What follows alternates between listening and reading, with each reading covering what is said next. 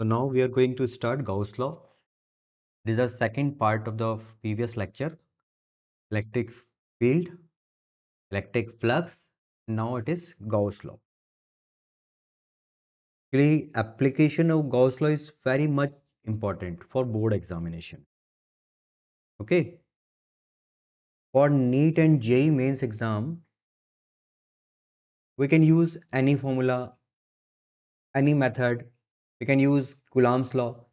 But अगर board का exam है तो बोर्ड के एग्जाम में वो स्पेसिफाई करके बोलते हैं find the electric field by using the Gauss law and Gauss law is very simple. Actually it is defined for simplifying the electrostatics. Actually ये ऐसे बोलता है कि if we have any hypothetical close surface, hypothetical close surface. अब आप बोलो कि ये तो स्फेरिकल बॉडी के लिए था, तो आप इसको कवर करता हुआ एक हाइपोथेटिकल सरफेस मान लो, और वो हाइपोथेटिकल सरफेस आपका स्फेयर भी हो सकता है, तो वो आप कैसा भी डिजाइन करो. अगर इस हाइपोथेटिकल क्लोज सरफेस में कोई चार्जेज हैं, पॉजिटिव भी है, नेगेटिव भी है,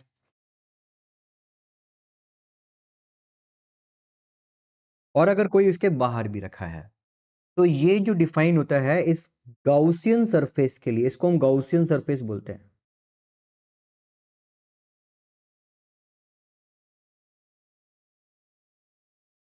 जो लोग आगे फिजिक्स में अपना कैरियर बनाएंगे या इंजीनियरिंग में जाएंगे, इलेक्ट्रॉनिक्स या इलेक्ट्रिकल में, वो इस गाउस से रिलेटेड या गाउसियन सरफेस की कॉम्प्लेक्सिटी को समझेंगे.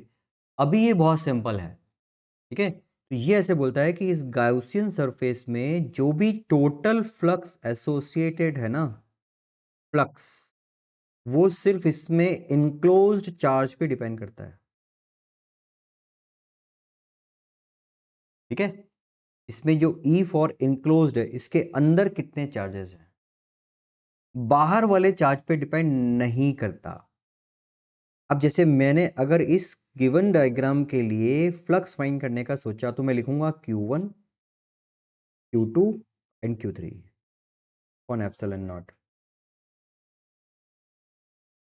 अब प्लस आएगा या माइनस आएगा, तो ध्यान रखना हमेशा एडिशन ही करते हैं हम. बोले एडिशन करा है तो फिर ये बीच में माइनस का साइन क्यों लगाया है, मैंने नहीं लगाया. क्वेश्चन में ही -Q2 था. मैंने तो क्या करा है, अगर आपको लग रहा दिखना है तो मैंने तो इसको जस्ट ऐड करा है, पर ये अपनी हरकत की वजह से माइनस हो गया. ये बात समझ में आई. हमेशा एल्जेब्रिक सम लेते हैं, माइनस नहीं करना है. अगर माइनस आ रहा है तो इसका मतलब क्या है कि वहां पर उसका नेचर ही ऐसा होगा. तो किसी बच्चे को लगे कि यहाँ तो पास में Q4 भी रखा है, क्या Q4 को हम लेंगे? No, it is the outer charge. ये बाहर का कोई चार्ज है. अगर हम कोई एक ऐसा गाउसियन सरफेस डिजाइन करें, सपोज ऐसा, तो पहले वाले को मैं मेंशन कर देता हूं फर्स्ट, और इस सेकंड वाले को बोलता हूं GS2. तो इट इज फॉर फर्स्ट. ऊपर वाला तो जनरल फॉर्म था एक. अगर मेरे को phi2 लिखना है तो मैं क्या लिखूंगा? Q3 and Q4 upon epsilon not. बहुत ही सिंपल सा काम है. Net charge enclosed, net charge enclosed. इतनी सी बात ध्यान रखो, आउटर चार्ज पे डिपेंड नहीं करता है. ये हमेशा किस पे डिपेंड करता है? अंदर कितना चार्ज इनक्लोज्ड है. और electric field is due to all charges. Electric field is due to all charges, भले वो अंदर हो या बाहर हो. But electric flux is only due to enclosed charge.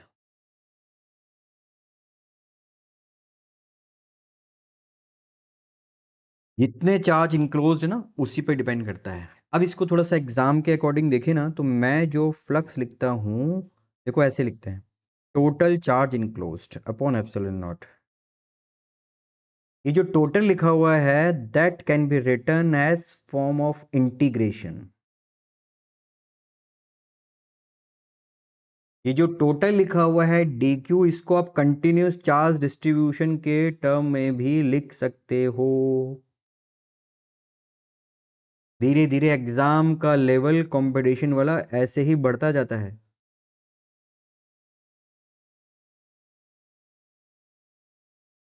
और रो डीवी, ये जो टोटल गाउस लॉ हमने लिखा है सारा फॉर्म मिलाकर, वो आपको ऐसे समझना चाहिए। ये है गाउस लॉ। अब अगर एग्जाम बहुत सिंपल सा है, बोर्ड का है, पीयूईटी वाला है, तो अब तो आप लैम्डा डीएल या डीक्यू या समीशन से भी काम चला सकते हो। बट ये एग्जाम के लेवल के अकॉर्डिंग इसकी कॉम्प्लेक्सिटी इंक्रीज होती जाती है। बट हर बार क्या करना है आपको, हर बार आपको उस गिवन सरफेस में कितना चार्ज इनक्लोज्ड है यही लिखना है, नथिंग एल्स। इसके अलावा और कुछ नहीं लिखना। कितना चार्ज टोटल आएगा वो, जैसे यहां पर आपको बोला एक रॉड है, ठीक है, एक अपन को एक कंडक्टिंग रॉड दे दी सपोज,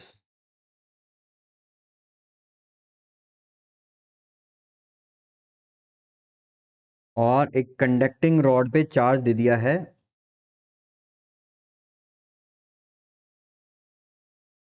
लैम्डा का है, तो 10 माइक्रोकुलाम पर मीटर। आप यूनिट से समझ गए होंगे,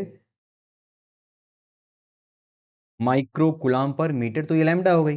it is our linear charge density.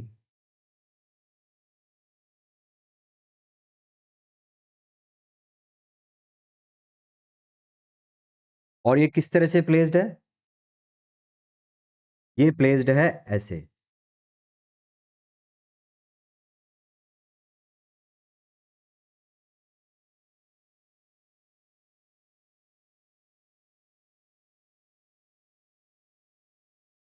ये ऐसे प्लेस्ड है, ठीक है। आप इसके कोऑर्डिनेट देखें तो ये है 0, ये 1, ये 2 और ये 3। समझ में आई बात इतनी, 0, 1, 2 एंड 3। एक गाउसियन स्फीयर दिया,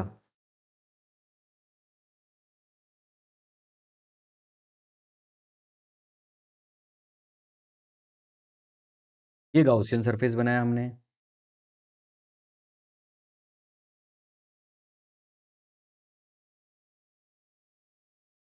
यार मैं इसको सुंदर बनाता हूँ और ये सुंदर बन के फिर बिगड़ जाता है।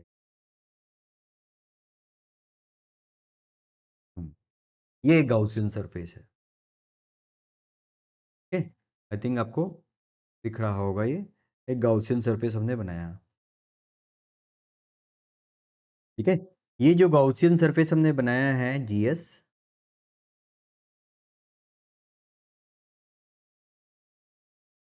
अब इसको गाउसियन स्फीयर बोल लो। इसका रेडियस है 2 मीटर, 2 यूनिट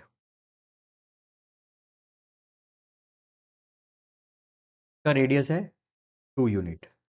अब इसमें से पूछा है कि इसमें कितना चार्ज इनक्लोज्ड होगा या इसका फ्लक्स कितना होगा, फाई बताना है। फाई, तो देखो सिग्मा नहीं लगेगा यहाँ पे, रो नहीं लगेगा यहाँ पे लैम्डा लगेगा। तो what we have to do, just lambda into DL upon epsilon naught. कितना है इसमें लैम्डा, लैम्डा गिवन है आपको 10 माइक्रो पर मीटर, जबकि इसकी टोटल लेंथ कितनी गिवन है, इसकी लेंथ गिवन है यहां से लेके यहां तक पूरी, ये है आपके लिए लेंथ काउंट की। तो कितनी हो गई है ये, 1 1 यूनिट देखें तो 0, 1, 2, 3 एंड 4, 4 यूनिट। तो हमें क्या लिखना चाहिए, हमको लिखना चाहिए लैम्डा कितना दिया हुआ है 10 माइक्रो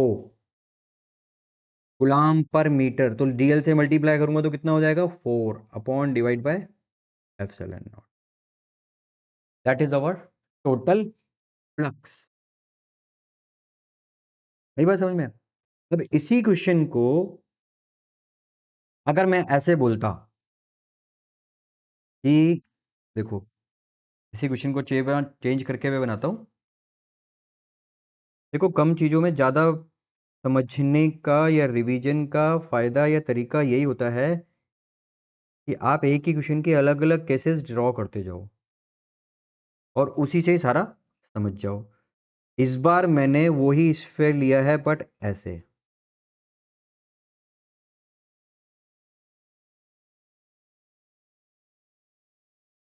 एक पूरा कंप्लीट बन जाएगा एक स्फीयर, तो सुंदर दिखने लगेगा ये।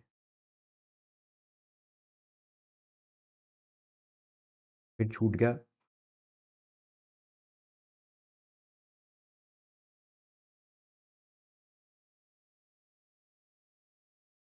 चलो कोई बात नहीं ना। और मेरी रॉड कैसे रखी है? रॉड रखी थी वैसे ही जैसे रखी थी पहले।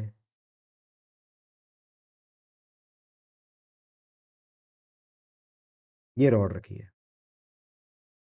आप गौर से देखो, 0 1 2 3 में ही है ना, और इसका पूरा डायमीटर भी वही है, सेम ही क्वेश्चन है। ये गाउसियन सरफेस है, गाउसियन स्फीयर है, ऑफ रेडियस 2 यूनिट।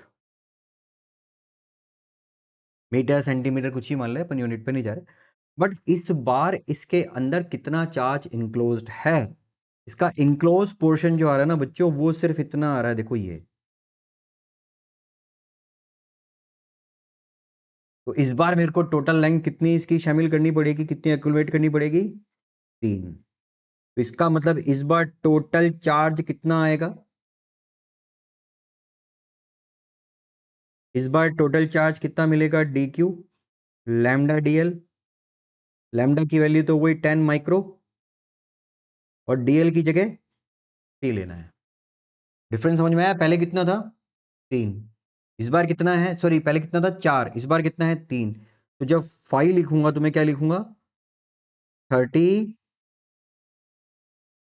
इंटू 10 की पावर, या T3 इंटू सीधे सीधे 10 की पावर -5 अपॉन एप्सिलॉन नॉट, जो भी यूनिट हम यहाँ।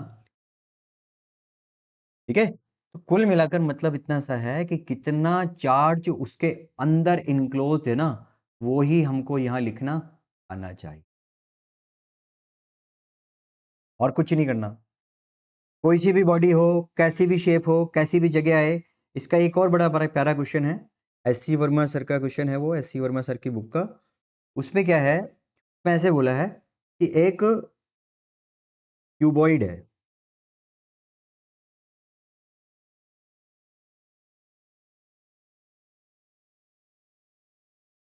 इस तरह से एक क्यूबॉइड है।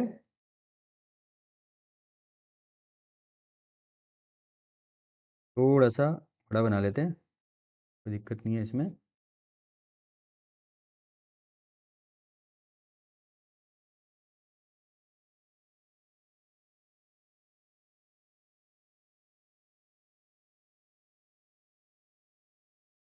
इस तरह से एक क्यूबॉइड है, और इसकी लेंथ है 10 मीटर की, या 10 यूनिट बोलता हूँ मैं तो खाली ऐसे। अच्छा, जो यहाँ पे स्क्वायर ब्रैकेट की यूनिट है ना, जो इस पेपर के टेम्पलेट में आपको दिख रही है, वही ले लेते हैं। 1 2 3 4 एंड 5, 5 यूनिट है ये। अब एक रॉड है जो ऐसे बहुत लंबी है,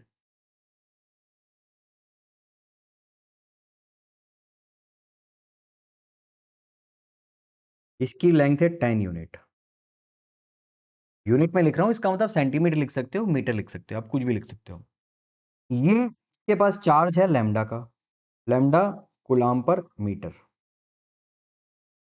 ठीक है, तो आप यूनिट की जगह ना अगर कंफ्यूज होते हो तो आप मीटर मान लो इसको, ये मीटर है और ये भी मीटर है। ये रॉड इसमें एंटर कर रही है। कैसे? कैसा केस है ये? जैसे ये कोई एक क्यूबॉइड है, क्यूबॉइड का साइड सेक्शन दिख रहा है, और रॉड इसमें धीरे धीरे धीरे धीरे धीरे एंटर कर रही है। अब एंटर कर रही है, जैसे इस वाले पॉइंट पर आया, इस वाले पॉइंट पर आया, तो इस वाले पॉइंट पर अगर आपको कोई कलर डिफरेंस नहीं दिख रहा तो ऐसे देखो, ये ऐसे। तो इस समय तो कोई फ्लक्स नहीं है, क्योंकि ये अंदर ही नहीं है। जैसे जैसे ये इसके अंदर जाता जा रहा है, फ्लक्स इंक्रीज हो रहा है। और ध्यान रखो, ये रॉड है बड़ी, और ये साइड कितनी है? छोटी। तो ऐसे देखो, शायद आपको समझ में आया इससे। इसका हाफ हो गया ना ये, तो देखो ये धीरे धीरे धीरे धीरे एंटर हो गया। अब ये फ्लक्स जो है पूरी 5 लेंथ का आ गया। अब इसके आगे जब रॉड और आगे जाएगी तो क्या फ्लक्स वेरी करेगा? क्या नहीं करेगा, बहुत देर तक तो नहीं करेगा। बट आगे जाते जाते जाते जब इस रॉड के बाहर निकलने का टाइम आएगा, अब देखो यहां से, ये तो मैक्सिमम फ्लक्स है जो काफी देर तक मैक्सिमम रहा। जैसे जैसे जैसे जैसे ये बाहर जाएगी, बाहर जाने के बाद अब ये कम होने लगेगा और अब फ्लक्स क्या होगा, डिक्रीज होगा और फाइनली फ्लक्स क्या हो जाएगा, जीरो। तो इन्होंने जस्ट ऐसे बोला है कि एक अप्रोक्सीमेट ग्राफ प्लॉट करो, not exactly up to scale, although हम वो भी कर सकते हैं। यहां पर y एक्सिस लिया और ये x एक्सिस लिया, तो देखो जो मैंने भी आपको एक्सप्लेन करा, जैसे जैसे रॉड अंदर जाएगी फ्लक्स इंक्रीज होगा होगा होगा होगा होगा, हो गया। अब उसके बाद रॉड ने अपनी मैक्सिमम जितना अंदर जगह थी ना उसको कवर कर लिया। अब रॉड आगे जा रही है पर फ्लक्स वेरी कर रहा नहीं है, फ्लक्स कांस्टेंट है। जब रॉड अपने एक्सट्रीम पर पहुंच गई, दूसरे एंड पर पहुंच गई, तो अब क्या होगा, फ्लक्स कम होने लगेगा और कम होते होते होते होते फाइनली फ्लक्स क्या हो जाएगा, जीरो। यहां तक फ्लक्स इंक्रीज हो रहा है, यहां के बाद फ्लक्स डिक्रीज हो रहा है इसमें, और यहां पर फ्लक्स का चेंज जीरो है, फ्लक्स कांस्टेंट है। कितना फ्लक्स आएगा वो अपनी लेंथ से निकल ही जाएगा। ठीक है, दोबारा समझ लो इस बात को, डायग्राम में इलस्ट्रेशन में इसमें ज्यादा कोई ऐसी मैथ है नहीं। ये रॉड ऐसे, मतलब सॉरी क्यूबॉइड का साइड ऐसे और ये इस तरह से एंटर कर रहा है, तो ये आपको जीरो से इंक्लाइन जो सरफेस दिख रहा है ना इस ग्राफ में, वो ये वाली जगह है। ये फ्लक्स बढ़ा, बढ़ते बढ़ते बढ़ते बढ़ते ये मैक्सिमम हो गया, ये फ्लक्स की वैल्यू नहीं निकाल रहे हम, ये मैक्सिमम हो गया है ना। अब ये काफी देर तक मैक्सिमम रहेगा और जब ये बाहर निकल रहा है तो ये डाउनवर्ड जो आपको लाइन दिख रही है ना वो ये वाली है। ये जब रॉड अंदर आ रही है, ये वाला सेक्शन कब है, रॉड कमिंग और ये क्या है, रॉड गोइंग। ये है कमिंग इन और ये है गोइंग आउट। ये है फ्लक्स की कहानी, बिल्कुल बेसिक सा फ्लक्स है। फ्लक्स में एक और चीज इंपॉर्टेंट होती है, बोर्ड के लिए भी मान सकते हो आप इसको और एग्जाम के लिए भी, हमारे कंपटीशन के लिए भी, वो है सॉलिड एंगल।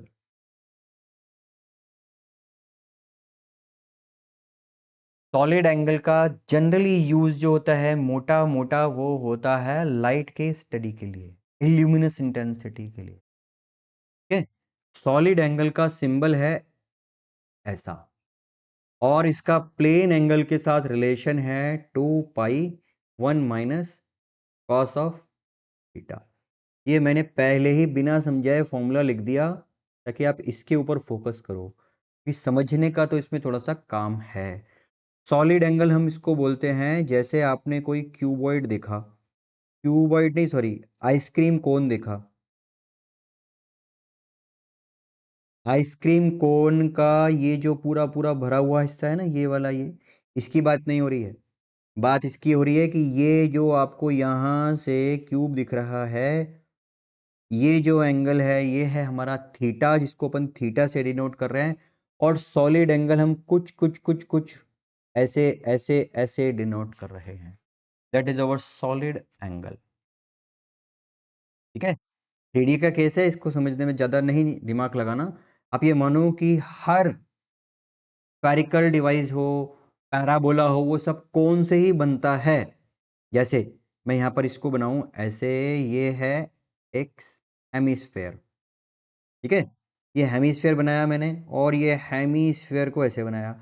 अब मैं आपसे पूछूं क्या हेमिस्फेयर एक कोन है, तो देखो जो पढ़े लिखे लोग हैं ना वो तो बोलेंगे है, पढ़े लिखे से मतलब जिन्होंने कंपटीशन की तैयारी करी है उनको तो लगेगा है, बट जो नहीं है टच में और खाली बोर्ड की प्रिपरेशन पे फोकस है उनका, उनको लगेगा कि कौन नहीं है। आप इसको गौर से देखोगे तो ये बहुत सारे कोन्स का कॉम्बिनेशन है, ये सारे कोन हैं इसके। अब अगर यहाँ पर आप इस वाले एंगल को थीटा डिनोट कर रहे हो, तो यू कैन राइट और यू कैन टेल कि दिस थीटा इज यहाँ पर कितना, 90। और अगर थीटा 90 है तो एंगल क्या हो जाएगा, 2 पाई।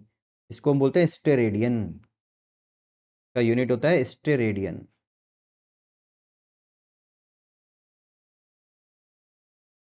है। तो आप ऐसा याद रखो, for hemisphere solid angle is 2 pi. For hemisphere solid angle is 2 पाई। इसका मतलब कंप्लीट स्फेयर के लिए क्या बनेगा फिर ये तार इसमें से बाहर निकल जाता है ना, इस वजह से शायद इसका स्फेयर जो है वो बिगड़ जाता है। देखो,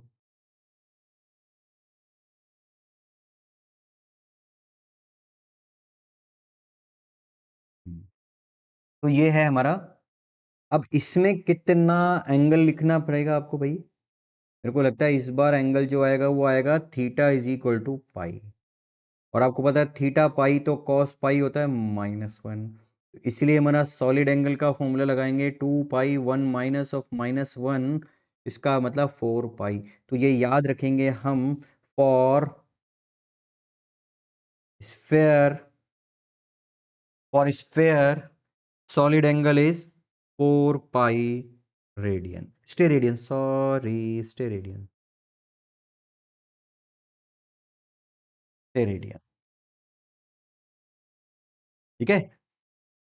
अगर कोई ऐसा क्वेश्चन आया तो हम इसको फ्लक्स के साथ यूज करना सीखेंगे। फ्लक्स के साथ कैसे, क्या मतलब है इस बात का? देखो बहुत छोटी सी बात है वैसे तो। अगर आपने यहाँ पर कोई एक बल्ब लिया, ठीक है, इमेजिन करो इसको, एक यहाँ पे बल्ब लिया, तो उस बल्ब से जाने वाला इल्यूमिनेंस लाइट हर पॉसिबल डायरेक्शन में जा रही है। अगर मैं उनसे बराबर की डिस्टेंस ये सारे पॉइंट्स को कनेक्ट कर दूं और उनको एक एनवलप बना दूं तो क्या बनेगी वो चीज? स्फेयर। ठीक है, ये बात समझ में आई। अब इससे जाने वाली जो लाइट है, अगर उस लाइट को आप लैंग्वेज में रिप्लेस कर दो बाय फ्लक्स, इसका फ्लक्स कितनी जगह पे स्प्रेड हो रहा है? पूरे स्फेयर में। अब मैं इसको एंगल में बोल रहा हूं, कितना एंगल है इसका? एंगल कितना है? 4 पाई, अभी भी बताया ना, 4 पाई स्टेरेडियन सॉलिड एंगल। तो 4 पाई एंगल में पूरा फ्लक्स डिनोट हो रहा है। तो यूनिट एंगल में कितना आएगा? अगर हम यहां पर इसके सेंटर पे कोई चार्ज एज्यूम करें तो मैं बोलूंगा for complete sphere flux is pi, suppose, जो कि हमें पता है that is Q upon epsilon naught टन। बट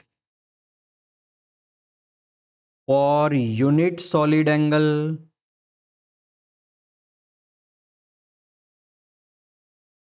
इट शुड बी, कितना हो जाएगा ये? Total flux divide by 4 pi. सही है। And for solid angle flux will B,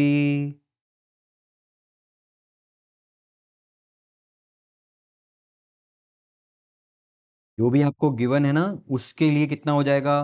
just unitary method लगा रहा हूं मैं। पाई, जो भी फ्लक्स लिखा था, upon 4 pi multiplied by that solid angle, ये हमारा हो जाएगा टोटल फ्लक्स। कैसे? अभी कितना आंसर आएगा इसका? देखो, ये मेरा कंप्लीट नहीं बन पाता है क्योंकि मैं पूरा नहीं करता। अब मैं इसी डिस्कशन को लगाता हूं फॉर हेमीस्फेयर। हेमीस्फेयर के लिए इसको अप्लाई करते हैं कॉन्सेप्ट को।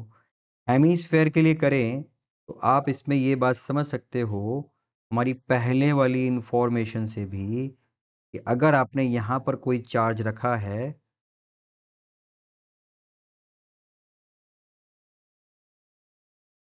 यहां पे इसके सेंटर पोजीशन पे कोई चार्ज रख दिया सपोज हमने ऐसा, और इससे निकलने वाला फ्लक्स बताना है हमको, ये अगर यहाँ से नहीं दिख पा रहा है तो इसको यहाँ बोल देता हूँ मैं, यहाँ रखा है, और रेडियस है इसका r। ठीक है, तो मैं क्या यूज़ करूँगा, मैं बोलूँगा phi for given solid angle is equal to Q upon epsilon naught, तो था ही, ऊपर देखते रहना, इसके ऊपर वाला एक्सप्रेशन जैसे ही लिख रहा हूँ, पर यूनिट सॉलिड एंगल, और मेरे हेमिस्फेयर का सॉलिड एंगल कितना है भाई, का मतलब आंसर कितना आ गया, क्यू अपॉन 2 एप्सिलॉन नॉट। ये हेमिस्फेयर के लिए फ्लक्स हो गया, क्यू अपॉन 2 एप्सिलॉन नॉट। अब बोले इसको चेक कैसे करें, तो इसको आप गाउस लॉ से चेक कर सकते हैं। देखो थोड़ा सा देखना, थोड़ा पेशेंस रखेंगे हम, तो इसमें हमको चीज़ें आने भी लगेंगी। जैसे यहाँ से इस पोजीशन पर इलेक्ट्रिक फील्ड का डायरेक्शन है ऐसा, और एरिया वेक्टर भी ऐसा ही है। तो जब मैं यहाँ पर फ्लक्स का कैलकुलेशन करने लगूंगा तो मैं लिखूंगा E और DA, क्योंकि एरिया वेक्टर भी यही है और DA भी यही है, तो कॉस का एंगल आप लिख सकते हो साथ में 0। E कितना होगा, KQ 1/4 pi epsilon not Q upon R²। ठीक है, और एरिया कितना आएगा, इस हेमीस्फेयर का टोटल एरिया कितना बन जाएगा, 2 पाई R²। जरा इसको सॉल्व करो और देखो कि टोटल फ्लक्स इससे कितना बन रहा है। जो जो टर्म हटती हैं उसको हटाओ, देखो यहाँ से 2 पाई R², ये हो गया R² और बचा गया खाली 2। तो मुझे लगता है कि आपको Q अपॉन 2 एप्सिलॉन नॉट निकालना समझ में आ चुका है। Q upon 2 epsilon. ठीक है, सॉलिड एंगल के अपने एप्लीकेशंस हैं, अपने यूज हैं, अपने फायदे हैं, बहुत ही अच्छे फायदे हैं। हमें जब जरूरत पड़ेगी हम उनको तब ही यूज करेंगे। बिना बात के मैं सॉलिड एंगल को भी नहीं लगता कि मुझे इसको लिख लेना चाहिए, है ना भाई, सिर्फ इसीलिए कि हमारे को पता है हम उसको यूज करें ऐसा नहीं है। जब उसके बगैर काम नहीं चलेगा तो इनको हम लेके आते। सबसे मजेदार जो चीज है इसकी वो है एप्लीकेशन।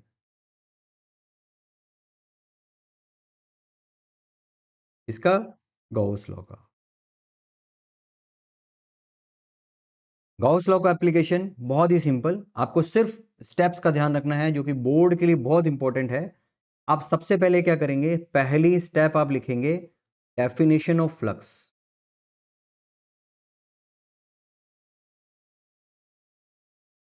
ये आपको हर बार लिखना पड़ेगा किसी भी डेरिवेशन में, डेफिनेशन ऑफ इलेक्ट्रिक फ्लक्स क्या, phi is equal to E D A dot product. फिर आपको लिखना पड़ेगा क्या, गॉस लॉ।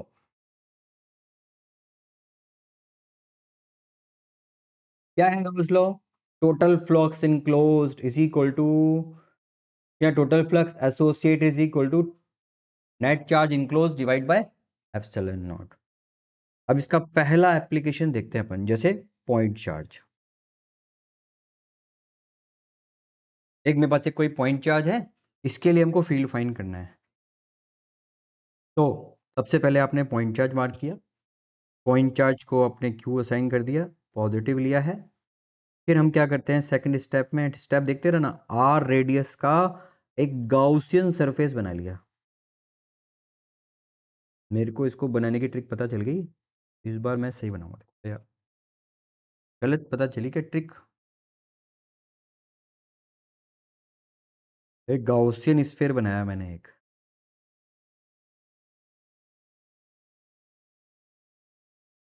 ये क्या है, एक गाउसियन स्फीयर। ठीक है, ये गाउसियन स्फीयर, ध्यान रखना ये स्फीयर नहीं है, मतलब स्फेरिकल बॉडी नहीं दी हुई है, गाउसियन स्फीयर है।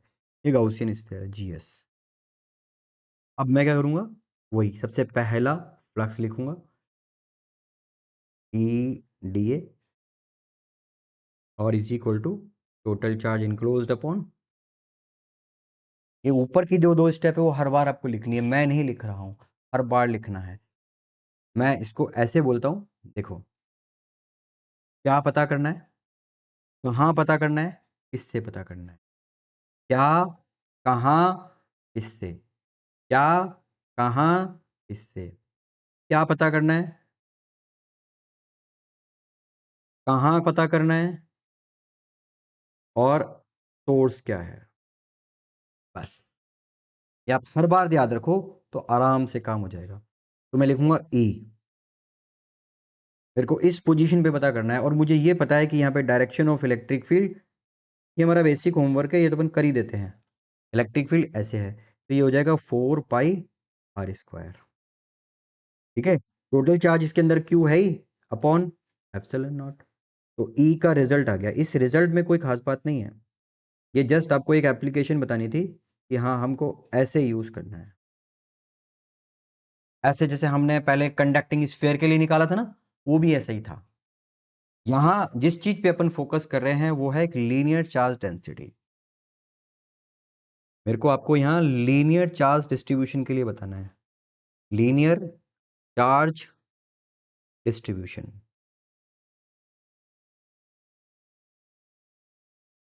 ये एक लीनियर चार्ज डिस्ट्रीब्यूशन है। आपको पता है लीनियर चार्ज डिस्ट्रीब्यूशन को अपन लैम्डा से रिप्रेजेंट करते हैं, जिसका यूनिट अपन पकड़ते हैं coulomb upon metre. That is our linear charge density. तो आपको एक लाइन चार्ज दिया हुआ है, ऐसे एक लंबा वायर है, ठीक है। इसकी लेंथ के बारे में कुछ नहीं बोला, बट ये बोला है कि लैम्डा है कूलाम पर मीटर। लॉन्ग वायर है। कैसा वायर है ये? लॉन्ग। ठीक है, प्रैक्टिकली आप लॉन्ग मान लो, वैसे लिखा रहता है इनफाइनाइट लेंथ का वायर है। हमको कहाँ पता करना है? हमको पता करना है आर डिस्टेंस पर, इस जगह पे पता करना है फील्ड, इस वाली पोजीशन पे। ठीक है, कैपिटल आर ले लेते हैं, जो कैपिटल आर से क्या लगता है? फिक्स है। तो इस वाली पोजीशन पे direction of electric field is always perpendicular to the length. Positive है तो अवे होगी और नेगेटिव है तो अपनी तरफ होगी, इसलिए मैंने क्या लैंग्वेज बोली है? परपेंडिकुलर, आउटवर्ड और इनवर्ड। अब इसको कवर करता हुआ हम अगर एक गाउसियन सरफेस डिजाइन करें तो वो कुछ ऐसा बनेगा।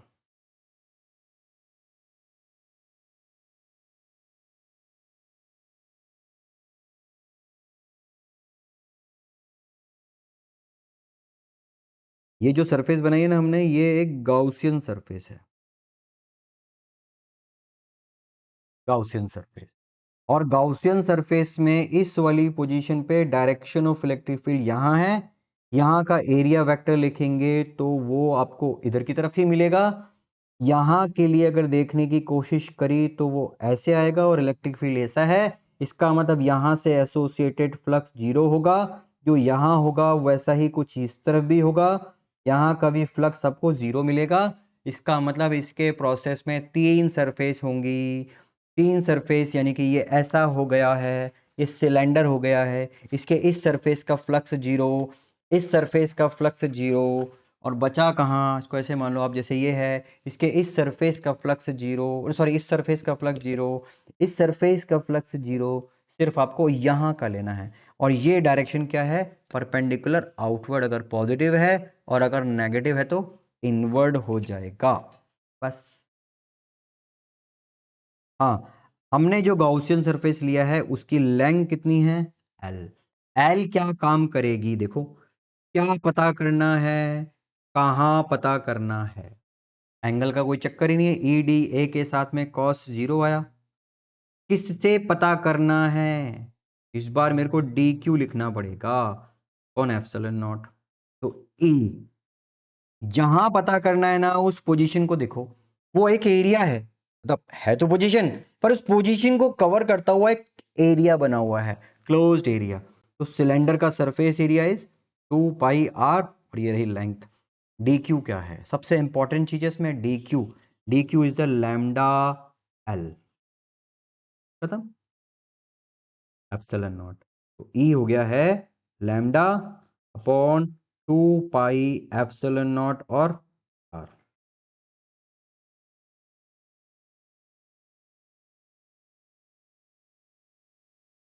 इस पर्टिकुलर पोजीशन पर फील्ड की वैल्यू आ गई है lambda upon 2 pi epsilon naught R, जिसको हम उसके टर्म में लिखेंगे तो ये हो जाएगा 2 k लैम्डा अपॉन आर, उसके मतलब इलेक्ट्रोस्टैटिक कांस्टेंट के टर्म।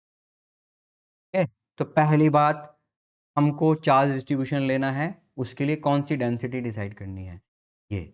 दूसरा, उस चार्ज डिस्ट्रीब्यूशन से फील्ड का डायरेक्शन लेना है, उस स्टेप को मैंने यहाँ पे नहीं लिखा है, डायरेक्शन कैसे लेते हैं।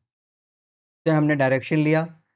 अगला, हमको उस गाउसियन सरफेस जो डिजाइन किया है, गाउसियन सरफेस के डिजाइन में ये बात ध्यान रखनी है कि आइदर एंगल 0 हो, 180 हो या 90 हो। 0, 180 और 90। 0 और 180 हुआ तो पॉजिटिव और नेगेटिव आ जाएगा, और अगर 90 हो गया तो 0 हो जाएगा। और किसी एंगल के चक्कर में नहीं पड़ना, गाउस लॉ हम सब जगह नहीं लगा सकते, सिमेट्रिक डिस्ट्रीब्यूशन होना चाहिए। अब अगर इसका कोई ग्राफ प्लॉट करता है, जो कि जरूरी कामों में से एक है, कंप्लीट तभी होता है कोई भी डिस्कशन। तो इलेक्ट्रिक फील्ड और आर, तो ये ग्राफ आएगा आपको ऐसा मिलता, E प्रोपोर्शनल टू 1/। ठीक है। अब आप बोलो कि ये तो इनवर्स स्क्वायर को फॉलो नहीं करता, भाई इस बार डिस्ट्रीब्यूशन का तरीका भी तो चेंज हो गया। पहले डिस्ट्रीब्यूशन कैसा था? पहले डिस्ट्रीब्यूशन था पॉइंट और स्फेरिकल, है ना। बोलो आप स्फेरिकल पॉइंट में कोई डिफरेंस है? दूर से देखो तो सभी जैसे ही है। अगर आप दूर से किसी स्फेयर को देखोगे तो आपको पॉइंट ही दिखेगा। एक्चुअली पॉइंट का डिफाइनेशन ही ऑब्जर्वेशन के रेस्पेक्ट में आता है।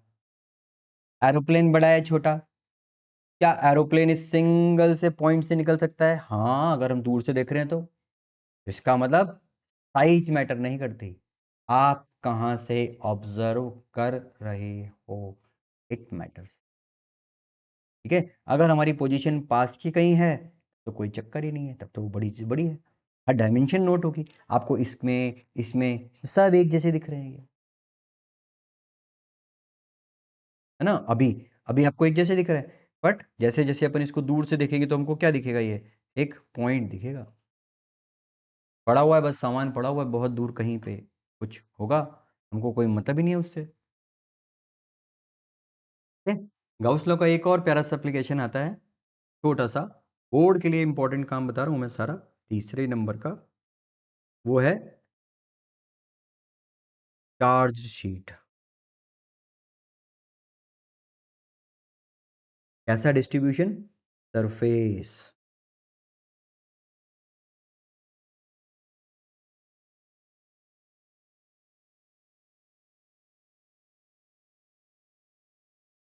इससे डिनोट करेंगे सिग्मा से।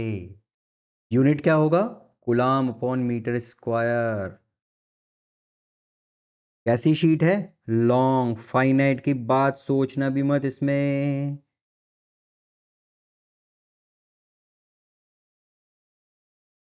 ऐसे, ये जो डिजाइनिंग में ऐसे ऐसे बना देते हैं ना, इसका मतलब हमें इसकी डायमेंशन के बारे में कुछ पता नहीं है कितनी बड़ी जा रही है, बस हमको ये पता है कि इस पे चार्ज डेंसिटी क्या है, सिग्मा, पॉजिटिव है। इस कहाँ निकालना है फील्ड? इसके पास में कहीं निकालना है, ऐसे, इस पोजीशन पे। इस पर क्या लिखेंगे सबसे पहले यहाँ लिखेंगे हम डायरेक्शन ऑफ इलेक्ट्रिक फील्ड। तो डायरेक्शन ऑफ इलेक्ट्रिक फील्ड अगर ये पॉजिटिव है तो नॉर्मली आउटवर्ड होती है, आप ऐसे मानो हम इस शीट की वजह से कह रहे हैं, तो ये ऐसे आएगी। डन। इस पॉइंट को कवर करता हुआ एक गाउसियन सरफेस बनाएंगे, तो गाउसियन सरफेस यहाँ पर आपके पास दो ऑप्शन है, या तो आप सिलेंड्रिकल बना लो, नहीं तो क्यूबॉइड बना लो, क्यूबॉइड भी अलाउड है।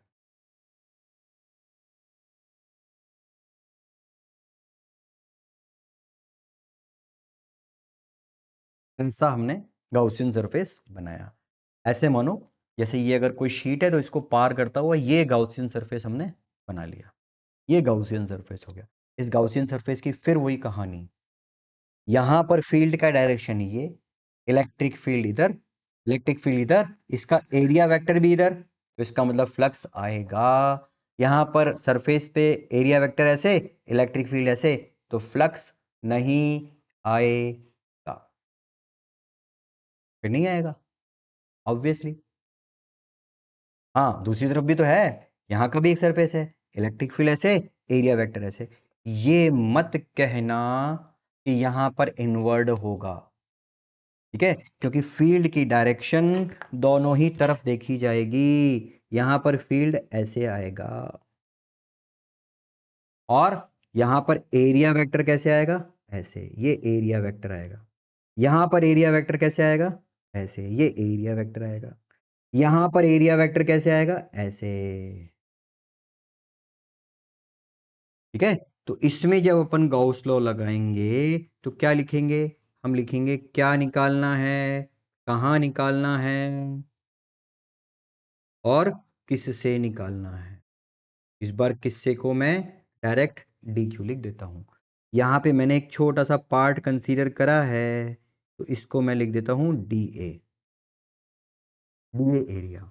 और आपको पता है sigma is equal to D Q upon D A होता है, तो we can write D Q is equal to sigma D A. बोले ये कैसे राइट कर लेते हैं, हम कर लेते हैं कि हम पहले पढ़ चुके हैं इन सबको, ठीक है ना। तो इसका फ्रेश कोर्स देखेंगे तो अपन को डायरेक्ट भी पता चल जाएगा कि हाँ ये कैसे आ रहा है। तो सिग्मा, अब मेरे को क्या लिखना है, इसकी तीन सरफेस हैं, तो तीन सरफेस में से एक तो जीरो हो गया, तो मुझे लिखना होगा E D A, E D A plus zero equal to sigma D A upon epsilon naught. मैंने तीनों काम में ले ली, तो क्या आ गया answer, E is equal to sigma upon two epsilon naught. और अगर वेक्टर लगाएंगे तो ये आ जाएगा, direction of electric field is always perpendicular to surface. N cap का डायरेक्शन यही डिनोट कर रहा है, ये sigma upon two epsilon naught आधा है, तो ऐसे इस तरह से sigma upon two epsilon naught. कैसा फील्ड है ये, यूनिफॉर्म या नॉन यूनिफॉर्म, चूंकि ये डिस्टेंस पे डिपेंड नहीं करता है, तो अभी तक के डिस्कशन में पहली बार हमको यूनिफॉर्म इलेक्ट्रिक फील्ड मिला है। ये यूनिफॉर्म इलेक्ट्रिक, इसकी लाइंस कैसे आएंगी, इनकी लाइंस स्ट्रेट आएंगी, पैरेलल आएंगी, परपेंडिकुलर नहीं आएंगी सरफेस के साथ। अगर इस कंडक्टिंग चार्ज शीट को हमको कंडक्टिंग शीट बनाना है,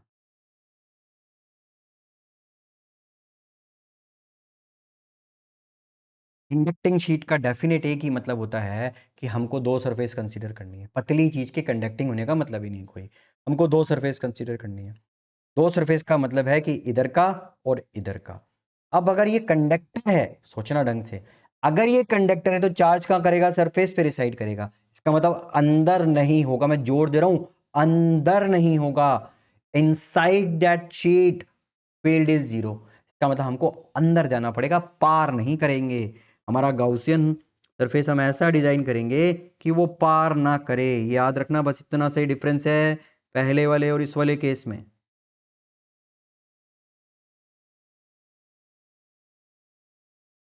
ये हमने एक मोटी शीट बनाने की कोशिश करी है,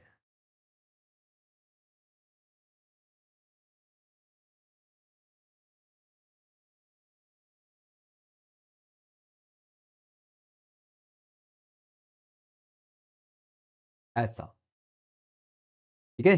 तो सारा चार्ज जो हमने यहां पे दिया था ना सिग्मा, वो इसकी दो सरफेस पे फैला हुआ है, इधर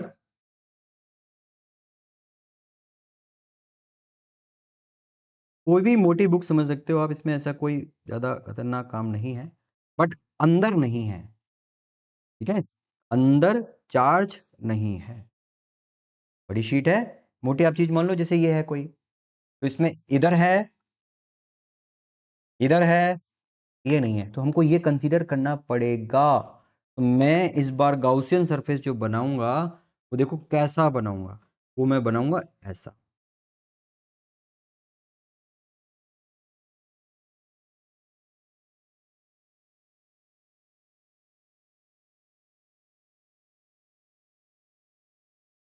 इस तरह का, और अंदर फील्ड क्या आने वाला है, जीरो।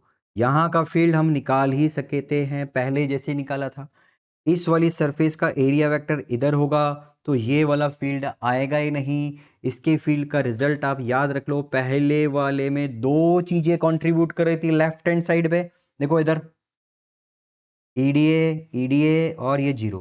इस बार ईडीए, ये अंदर जीरो और ये टॉप की वजह से जीरो, बचा क्या खाली ईडीए। तो ये 2 आएगा क्या यहाँ पे? नहीं, बस इतना सा याद रख देते हैं। तो ये हो जाएगा सिग्मा अपॉन एप्सिलॉन नॉट।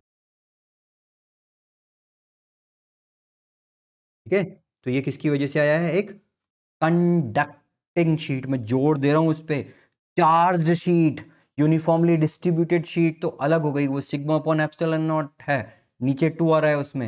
यहां पर क्या है? मोटी शीट है, हमें अंदर भी कंसीडर करना पड़ रहा है, और अंदर फील्ड कंसीडर करते ही फील्ड आएगा जीरो, सिर्फ बाहर बाहर आपको मिलने वाला है। ठीक है, जैसे एक क्वेश्चन से देखते हैं इस वाली बात को और भी, कि अगर मान लो हमको एक चार्ज शीट दी सिग्मा 1 चार्ज डेंसिटी की, एक और चार्ज शीट दे दी, शीट बोला है मैंने, सिग्मा 2, ये है पॉजिटिव, ये है पॉजिटिव। ठीक है, फील्ड डिस्टेंस पे डिपेंड करता ही नहीं है। सपोज मेरे को यहाँ का एक पोजीशन पे फाइंड करने को बोला फील्ड, तो मैं क्या लिखूंगा? डिस्टेंस पे डिपेंड कर ही नहीं रहा है, इस पॉजिटिव से आएगा अवे, और इस नेगेटिव से, सॉरी दूसरे पॉजिटिव से भी आएगा अवे। मैं बोल रहा हूं कि सिग्मा 1 जो है वो सिग्मा 2 से बड़ा है, ये गिवन है। तो कौन सा फील्ड बड़ा हो गया? E1, और E2 क्या हो गया? छोटा। तो मेरे को जब 1 पे लिखना है या P पॉइंट पे लिखना है, तो मैं P पे क्या लिखूंगा? E1 माइनस E2, और E1 माइनस E2 क्या लिखूंगा? Sigma 1 upon 2 epsilon not, sigma 2 upon 2 epsilon naught, और बीच में माइनस। क्यों आया माइनस? है ही दोनों अपोजिट डायरेक्शन में, तो माइनस ही आएगा, अपॉन 2 एप्सिलॉन नॉट। पूरी बातचीत को एक ही सीक्वेंस में समझ लेना, कहीं नहीं कोई ये ज्यादा देर का काम, तो ये भी बिगड़ने लग रहा है।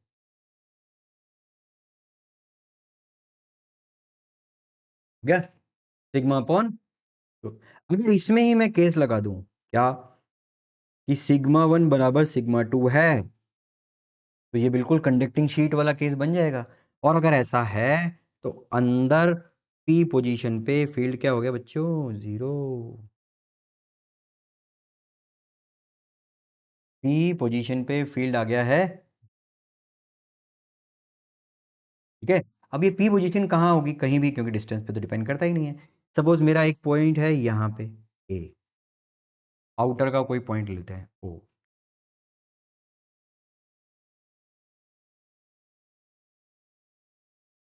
ठीक है, ओ हो गया। अब सिग्मा 2 से देखा, तो सिग्मा 2 से क्या होगा? बाहर, ये हो गया E2। सिग्मा 1 से क्या हो गया? वो भी बाहर। किसकी वजह से ज्यादा होगा? जो दूर है उसकी वजह से, पास की वजह से? डिस्टेंस का कोई फर्क है ही नहीं, क्योंकि यूनिफॉर्म फील्ड होता है, सिर्फ डिपेंड किस पे करता है? सिग्मा पे। तो जब मैं बाहर के लिए लिखूंगा, ई आउटर लिखूंगा, ई आउटर तो लिखूंगा E1 प्लस E2, यानी कि sigma 1 upon 2 epsilon not plus sigma 2 upon 2 epsilon not, that is sigma 1 plus sigma 2 upon 2 epsilon not. ठीक है, वही वाली बात जो भी अभी आई थी, वैसी की वैसी है ना कहानी, या कोई अलग हो गई है?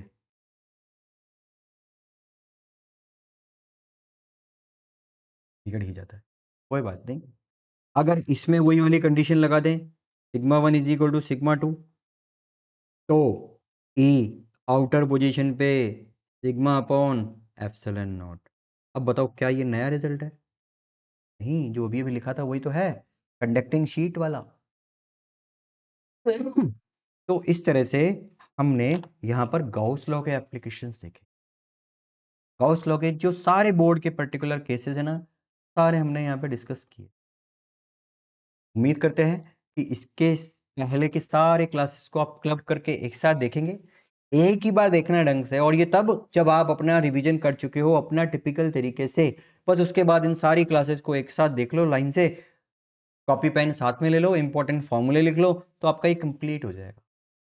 अगले सेगमेंट में हम इलेक्ट्रिक डाइपोल कंसीडर करेंगे। इलेक्ट्रिक डाइपोल से पहले मैं इलेक्ट्रिक पोटेंशियल पढ़ाना पसंद करूंगा, क्योंकि पहले इलेक्ट्रिक पोटेंशियल बताया, इलेक्ट्रिक पोटेंशियल एनर्जी, और फिर डाइपोल, दोनों का एक साथ, तो ये पूरा एक यूनिट बन जाएगा। Okay, thank you.